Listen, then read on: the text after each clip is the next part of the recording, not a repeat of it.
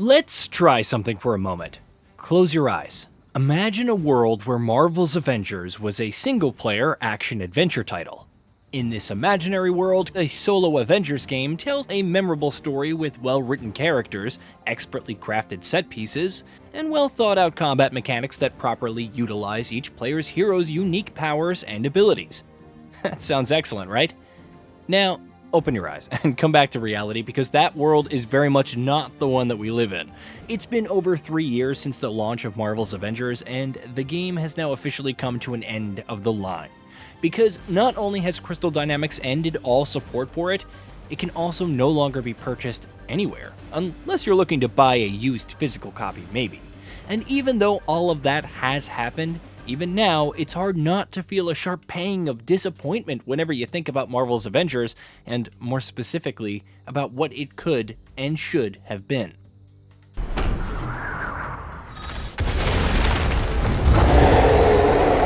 Let's make this quick.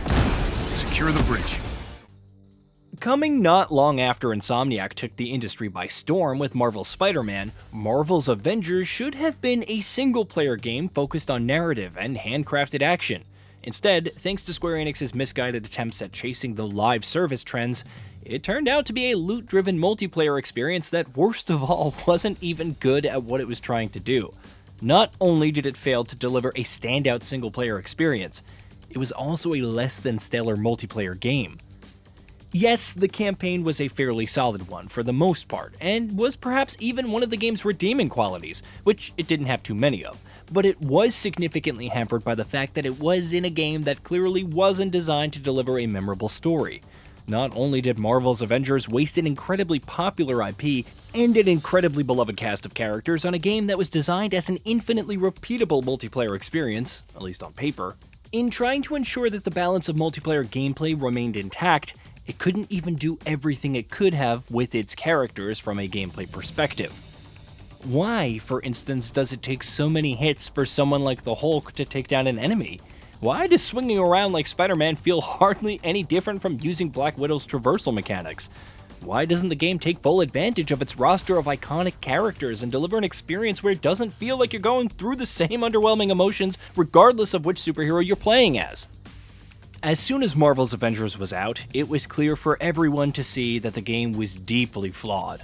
A lot of those issues came from the game's technical deficiencies, many of which were addressed by post-launch updates, but even on a core design level, there was plenty that needed significant reworking. Short of a major overhaul, similar to what we've seen so far for, say, Cyberpunk 2077, to name a recent example, Marvel's Avengers was never going to come even close to fulfilling its potential. To its credit, Crystal Dynamics didn't instantly drop the game and move on from it after its unsatisfactory launch. Following its release over the course of the next couple of years, the developer released a number of new expansions and updates for the game, adding new story content, new playable characters, new side activities, and more. But though it wouldn't be fair to say that Marvel's Avengers wasn't supported after its release, it would be fair to say that it probably wasn't supported the way it could have been. The game was a game that needed gripping narrative content and significant gameplay reworks, but what it got instead was new content that was, by and large, mostly cut from the same cloth as the base experience. Obviously, that's what you usually expect to see in most post-launch updates and content additions, but for a game that launched with as many issues as Marvel's Avengers did, more of the same isn't exactly a marketing pitch that's going to get a lot of people excited for new post-launch content.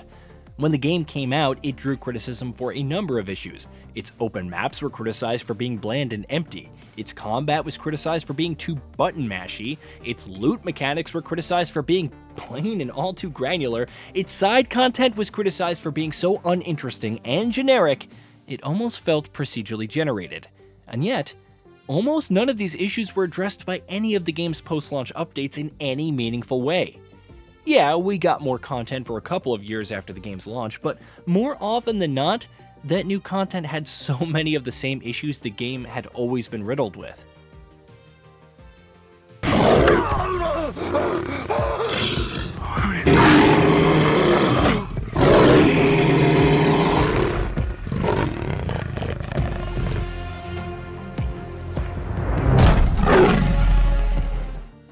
Before its release, not many would have guessed that a big-budget AAA experience based on Avengers would go on to be mentioned alongside some of the biggest and most high-profile gaming disappointments in recent memory. But sadly, that's what the game ended up being. Not only was Marvel's Avengers widely criticized by critics and audiences, it couldn't even rely on its big license to rake in the sales that Square Enix was hoping it would. Back when Crystal Dynamics was still owned by the Japanese company and hadn't been acquired by Embracer Group, it was reported multiple times that its commercial performances had fallen way below expectations and driven significant losses for Square Enix as a result. Now, 3 years on from its launch, Marvel's Avengers has failed to turn the ship around, to the point where it's officially been laid to rest. Its player base never really saw anything close to a resurgence since its volumes of new content didn't do much to address the experience's biggest issues, which means it's sadly forever going to be remembered as the game that completely squandered the potential of a AAA Avengers game. Crystal Dynamics has clearly learned some lessons from the Avengers fiasco. Though, with its crack at live service and multiplayer clearly not having worked out the way it would have hoped, and under the ownership of Embracer Group, the studio has been hit with fresh troubles in the form of recent layoffs, but hopefully, Crystal Dynamics will be able to recover and learn from what Marvel's Avengers could have been. Because now that we can look back on its last outing in full, it's fair to say that it has left a horrible taste. Do the Avengers pose a danger to society? That was the question, Bruce. That was the question. Hey, did you know that we at Gaming Bolt upload new videos every day? Stick around, drop a like, subscribe, and hit that bell, and let us know what kind of content you'd like to see in the future with a comment below.